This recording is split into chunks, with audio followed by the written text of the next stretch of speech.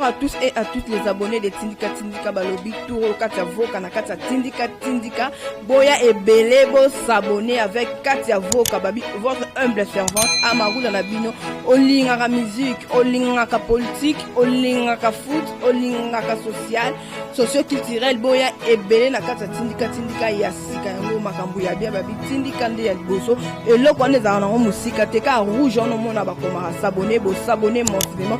Pobozo Katia Voka Amarou na no politique et na obeta c'était la politique Boya et Belé Yasika. Tout le monde a ni ciao.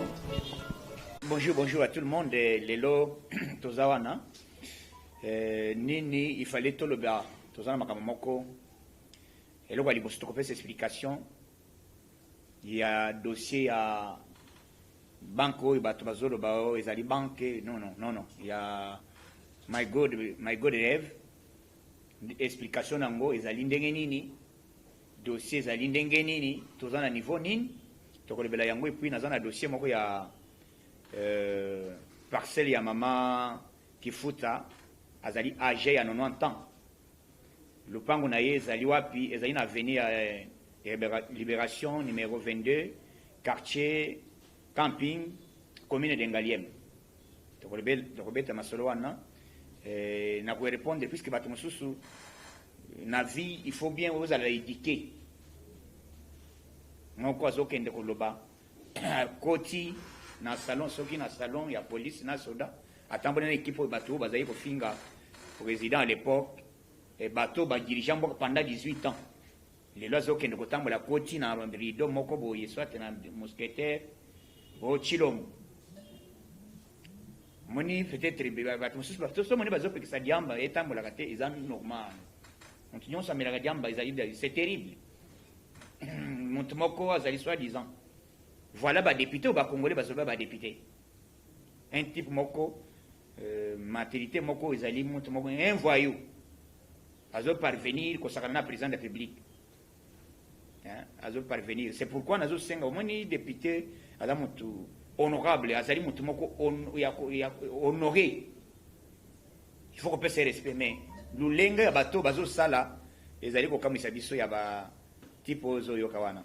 Na bo ngana tanga kombo puisque kombo ko tanga ezali ko matisa bango o soki ya ngaiwana c'est terrible azokota chilombo sala boy ayeli bise ba seul de mouton a sali boy mais yuzu tambola na équipe ni o tambola na équipe ni ozana moralité ozo mériter ko za les députés té tozo yeba ça fait 2 semaines rentrée parlementaire et salamité qu'est-ce qui c'est ezali ko approuver ezali kamoni depuis la rentrée parlementaire salami mais plénière et salamité pendant 2 semaines. Tu éviter ce qui n'est pas au lokozela, tu éviter. Mais dossier tous en ango, boyebi dossier tous en ango, il y a batu oh mwana mwasi wazali wazo kende compléter le dossier ne batu bazo kotate ezali ndenge nini l'état justice azo kotate boyebi dossier wana oh lelo tozali déjà posé la suite il y a ba proposition ya ba maître avocat ndenge nini ko salama poto évoluer explication liboso ezali boyeba que nani nazana dossier oyebi président de la République tango akoti na pouvoir alobaki akosala ba congolais ba millionnaire akosala ba congolais ba millionnaire et puis ba millionnaire ndenge nini président sengi congolais nyonso oya salaka commerce apesa climat moko d'affaires ya congolais nyonso ayeba ko s'exprimer azala au moins na masolo mais lelo vous allez regretter comment makambo ezali ko salama tala bazali ndeko na biso moko Serge Kasanda c'est un congolais ayena idée nini na mboka na biso aye na mboka na biso ne loko oyo bazo benga my god rêve eza banque te ezali société moko ya investissement o baza ko investir na ligne ezali ba acheteur ya basombaka or basombaka or bazali presque dans le monde entier. Bazali presque dans le monde entier. Mais c'est la toute première fois et loko ane sala parce que média mingi ba makambo mingi sala makambo mingi na faire na ligne sur internet mutu asali akoti directement azo sala azali ko investir na ligne. Système wana ya na Congo te. Mais lelo ndeko na biso ameka abandi comment abandi après avant confinement asali eloko na ye, mais il a au moins l'argent. Ye azo sala ko azo aider banque na biso. Mbongo na ye compte na ye eza na banque centrale. Mbongo na eza na banque centrale maintenant tango bato bazo ya ko investir par ligne, ezali bato bacheter bazali na provision ya 7 ans. Provision ya mbongo ata olie ndenge ni mbongo na yo. Mais aujourd'hui eloko to kamwe to moni banque ozoyoka banque ezali tozo mona ba anti-valeur. Banque centrale a pesi instruction que bakanga compte ya Serge Kassanda po crise ya balo bate omoni mutango a escroquer batu asali boy. Il a son argent. Et puis mbongo wana bazo kanga ezali mbongo ya batu ba o investir. Ye azali wana azali ko faciliter ba banque. Ya bomba mbongo te. Ye azali ko faciliter ba marché pour besoin des comptes. Ezali par exemple ozali ofongoli lokola compte WhatsApp. Nyana silvera WhatsApp. Puisque WhatsApp ezali na mokolo na mwa fongoli ezali c'est une entreprise. Mais nani akoyeba keke nani akoyiko gérer WhatsApp. Yango asali entreprise na ye. Ezali entreprise ya ko investir surtout bato wana basombaka bazali ba homme d'affaires basombaka ba or société ezali wapi ezali na États-Unis d'Amérique ezali na Angleterre ezali pe na Canada. Mais to kamwe bato balobi tipo wana azali un escroc il faut à l'étranger. Il faut à l'étranger peut-être la poste là mais congolais pour ça les loko bongo anyoko le peuple na yemoko et kuki ko sala maté. Yango tozo senga président de la République garant de mon fonctionnement yonde olobaki ke okosiko komisa ba congolais ba millionnaire. Nazana ba camarade, nazana bato ba fongoli ba compte, ba fongoli compte na my god rêve bazo retirer par jour, mususu par jour ils allaient $10 soko investi oche $500. Ozo retirer $10. Nazana moko azo retirer $20 par jour à $1,000. Nazana moko a $50,000. $50,000 il les retire azo en fait que $100 par jour. Mais yoke eloko ndingo wana vraiment bande kona ngai bino bata ba kongole boyo kana batu makambo oyo bino bozolinga ko condamner eloko oyo. Et depuis aya depuis eloko salami natikalo ko yoka teke be escroquer mutu moko accueilli peut-être mutu moko a réclamer mbongo na ye monanité mbongo na ezali par téléphone kaka na téléphone na yo okei omoni directement mbongo ezokota ndenge nini mususu eza par heure $2 ezokota ekoti kana chombo na yo. Mais lokole tozana ba anti-valeur bato balingaka mboka na biso changement eya te entre autres bandeko ya FCC ya ngumba ki côté de melandeko bazui ba pesi ordre na gouverneur ya banque monsieur Deo Gracia akanga mbongo ya Serge est un Congolais azali place nini eza place akobonga te place na centrale ezali on a 16e mairie. Alors qu'ici comment mon azali ko faciliter biloko wana esa makamiki eza na ba poto mutu atali na chombo na ye compte ezokota directement azana temps ya kokende ko se déplacer te kokende ko débrouiller te aza akaika ka place moko les alokola M-Pesa eza lokola Airtelman eza lokola Orange Man mais Orange Man mokolo na onani iloko de ko créer entreprise et yaye moyen ya ko investir aye puisque ba homme d'affaires ba o basuma ka ba o société wana ezali na Nigeria c'est azali escroc hein. Moi j'étais là aujourd'hui pour le comment bokomona comment alakisi comment Nathalie batu oyo d'abord avant naloba nazana bande kwa na bureau na ngai ba oyo baza déjà na compte ngai moko na fongoli compte ngai moko naza na compte kuna nafungoli compte mbongo ezokota par heure eza ye nde azofuta te mbongo ezowuta kuna directement otali na telefone na yo soki osali combien na ntongo omoni mbongo ebimi. Mais comment bandeko bokokende bozwi ordre ya kokende kokanga société naza na ndeko moko azali awa naza na bamosusu bazali presque bakei baretire mbongo bandeko erene baretiraka mbongo bandeko nanga biso nyonso baretiraka mbongo.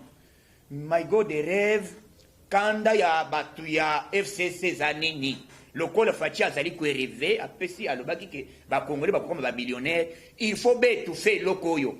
C'est par là tozoyebisa batu oyo ya banque centrale boy toyebe plan na bino na banque centrale soko otie mbongo na yo soko otie 30 000 mama zawa na fin de l'année aye ko retirer $300 yebisanga siko mbongo wapi bénéfice 30 000 $. Mais na my God rêve okozwa mbongo na yo oparene muninga ozi oparene koparani wana mususu na papa moko asumi lopanga na minute mususu azwi déjà atie magasin mususu asombi mutuka donc bazali preuve à l'appui ezali lulenge ya kofaciliter bakongolais bazwa d'ailleurs soki welelo bokolobi bokokanga Serge bokanga société na ye mais mbongo ezokota déjà na kyombo bawe basobe investir déjà eza déjà kuna mbongo ekotaka nango par heure par nene mais bozolinga mboka na biso échanger te yango tozebisa moto akei koconvoke ye alobi ke te aya kosexprime ndenge nini mais faci alobaki bainvestir baya bandeko tozokende wapi na bato oyo bozoyoka bakaziko ya ténèbre ya FCC oyo ezali FCC bapolitize eloko babengisi Leo Gracia bloqué eloko wana. My God rêve ezali moyen ya koinvestir bazoinvestir par na ligne ozwi otie mbongo na yo na telefone na yo naza na compte ndeko mosusu aza na compte oyo aza na compte tout le monde na biro toza na compte ozomona mbongo ezokota par heure ezosala boyi. Mais comment bino bozo étouffer eloko naza na moko azali awa atiaki $20 hier akeso abimisi 300 akei kosombela mwa na congélateur siko bozolinga pauvreté bakongole bazela batikala na nzala to bozolinga pauvreté esila yango nazosenga président na biso oyo ozali le peuple d'abord esika ozoyoka yango dossier ezali awa ke ndeko bazali koétouffe ye bazali koétouffe œuvre na ye bazwi mbongo a investir mbongo neza na banque ebele bambongo nyonso akaboli na babanke bapesi ordre mbongo wana ebima te.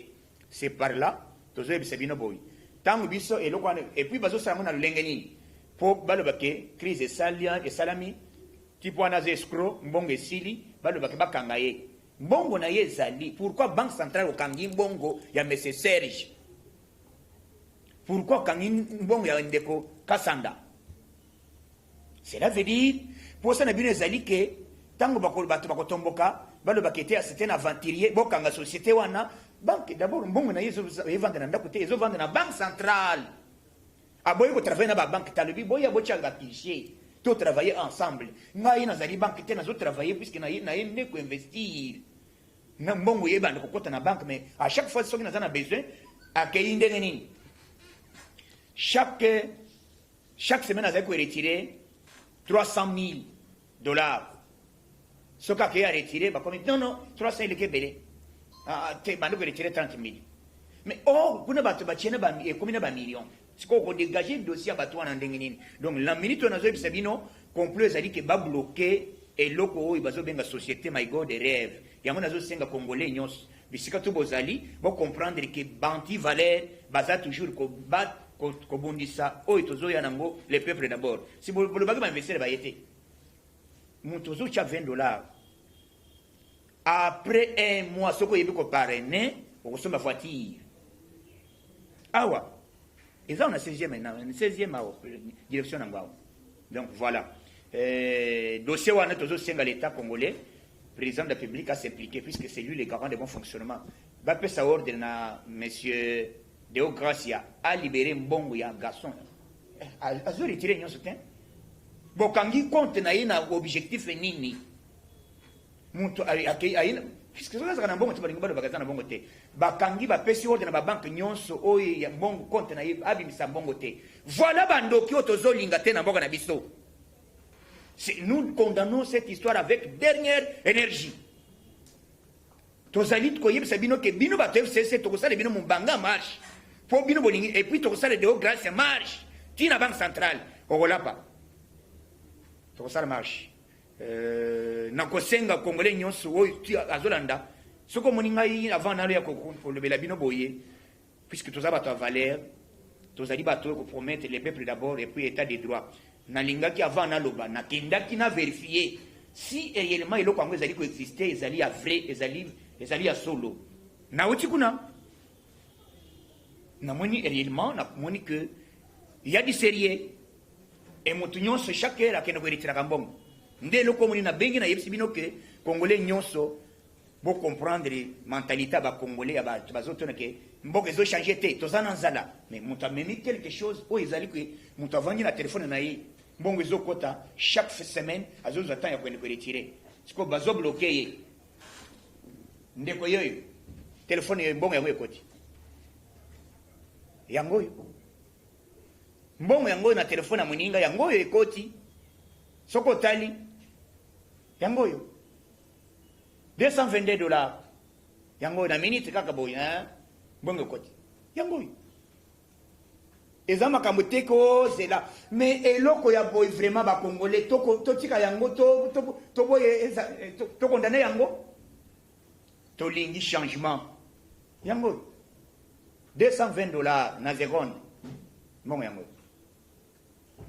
mais mutu moko avandi na kwa zolo badini bato wana aza escroc non soka aza escroc alakisi lulenge nini et puis akemusika azwi badocument nyonso ndenge esengeli siko ntango azokende na banque centrale po livrer document officiel po bandi kofonctionne lokola ba ecobank efungwamaka esalamaka lokola ba western lokola ba nini puisque banque centrale nde ezali chef ya monétaire nini azali lokola autorité monétaire il fallait signer document moko mais banque centrale zoboyele kosigner document or ba na aner na justice partout basi basigner ba document nyonso basi basali ba document nyonso mais kuna bazopimela ye balobi ke banque centrale alobi oyo to étudier nano non nazosenga président le ministre ya justice na ministre oyo alivraki document ya monsieur Serge apesi ye document alobi yango oyo ki asigné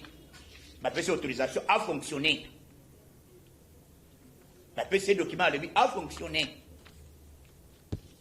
bapesi ye document à fonctionner azofuta pe taxe yoka pe mbongo mpe ntango eza na kati kuna ezolongola na ba TVA mbongo wana eza na kati ezolongola TVA ezokende teke ezokende pamba mbongo nyonso ezokende eza d'abord avantage monene mpona l'État mbongo ezalaka vraiment ba congolais bato bazofuta eza kuna na États-Unis awa te voilà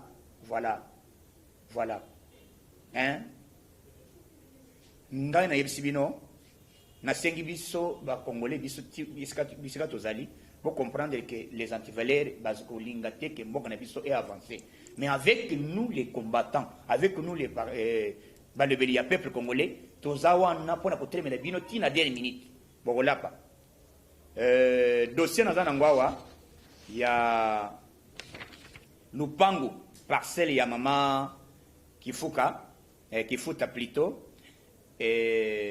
azali troisième âge. Troisième âge. Maintenant, à côté de la maman.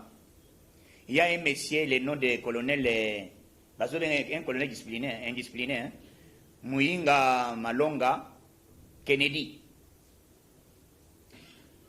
Un Muyinga a vu accueilli à Pessi ordre.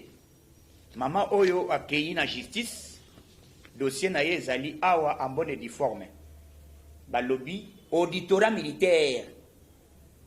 Et puis ordre que maman a kota na lupango na ye o ezali mukande uti na auditorat militaire ba pesi ordre auditorat pesi ba libérer lupango mais le monsieur oyo tozoloba mutu azana dossier ezali oyo azana dossier ya mama oyo ezali lukulia ba komi Lucien René yende oyo azana dossier na auditorat ye mais dossier ezali nini tangu bazwi dossier bapesi ordre de justice ekati mama akei bakoti lupangu colonel oyo bazobenga Muinga Malonga Kennedy akei alongoli ba écrit oyo auditorat akei akomi. Vous pouvez imaginer le quoi. Yango il faut les militaires ba discipliner et les messieurs qui ko sala vidéo na ba militaire na ko saboter président de la République devant les militaires. Il faut la sanctionner. Il faut la sanctionner. Militaire, il faut la monter à bosser pour ça exemplaire. Militaire, azamutu ya okoti lupango wa mututeke, wana besoin rêver. Yango na senga na auditorat militaire à l'an des dossiers oyo. Comment militaire colonel azui lupango eza ya yete maman ya 3e âge. Au pays, au botoli, au koti lupango. Comme nous sommes dans un état de droit, nous voulons que l'état de droit est ça. Les messieurs là doivent être sanctionnés. Le Seigneur doit sanctionner à l'immédiat. Donc, les lots, politiquement, le président Boyoki, coup de chapeau, Fachi, Maramba Salami dans l'Union européenne, et Zali Boyi. L'Union européenne à l'unanimité. Bakem Sika, Balobi, il faut pas voir. Mais panique et continue quand il y a FCC Zandéni. Denis Mugweke. Pourquoi dans la délégation de la présidente de la République? Pourquoi Baké ko voté plus de 27 pays? Il y a l'Union européenne va voter à l'unanimité pour Bacha, Cour Moko, international, et Bandako Kanga, Bakuluna en cravate à ici en RDC. Et puis Balobi Bazali prêt à soutenir Félix Seguet Chilomoti, Mongolais Savoya. Ozoyok. Il va te poser l'élection. Il y a Trump. Coup de chapeau dans Bassala qui débat, Donald Trump, les États-Unis. Bassala qui Bassala débat contre la victoire sur 100, il y a combien à 66. Type naïo, adieu naïe, 32. Donc, voyez Donald Trump et Zali déjà combattant. Trump parle de Boy. Naïo, tu n'as aucun monsieur Nabi Magaga. Donc, son ami président, Mboto. Heureusement, Azali na sondage na Azali niveau alikolo. Tozana na kati état de droit na sengi congolais, tozali wana pona koseni mokonzi mboka. Fachi akei maladité, akei ko salete ke oboyo, akei kwa likole biso sachet. Mais Fachi tamazo kende ko bunda libanda, lengo bino bato bazali ko sala na ba beach, bato bazali na bazako futisa bakamba douane na DGDA. Boye ba ko respecter makambo puisque tu ana posta ba diaspora ba na posta ba na biloko na bangwawa mais bino bozali kocha ba primoko ya wezo ko kanate na makambo na biso na mboka. Pourquoi Brazzaville ezali ko kita a na Congo ezali kita te. Donc na ko senga Fachi Beton ala na dossier wana ya douane ekita pour que les Congolais ba évacuer biloko na bango na ndenge sengeli to stokende mboka na biso poto la kisa Congolais nini ezali état de droit. Donc na sengi Congolais nyos mo Congo muluba Muswahili Mungala, beto na beto, to simbana, main dans la main, awa tribalisme ezalakate, tozali bolingo, tozaka na mur biso nyonso, awa na epa yokaso na yebite ke tribalisme donc nazai. Na esengi bana force du progrès to simbana. Donc tozala bolingo, to simbana mo Congo muluba Muswahili Mungala donc to soutenir chef de l'État puisque vision ya Fachi ezali que Congo a mona azala a comme millionnaire. Donc année prochaine Fachi vous allez officialiser na titre ya président de l'Union africaine. Il y a un gouvernement qui a déjà programme pour que moi, ils ont déjà au Japon, Awa, Pont Brazzaville, Kinshasa, ti Cameroun. Ok, na vérité na Cameroun. Merci beaucoup. Je dis vous remercie.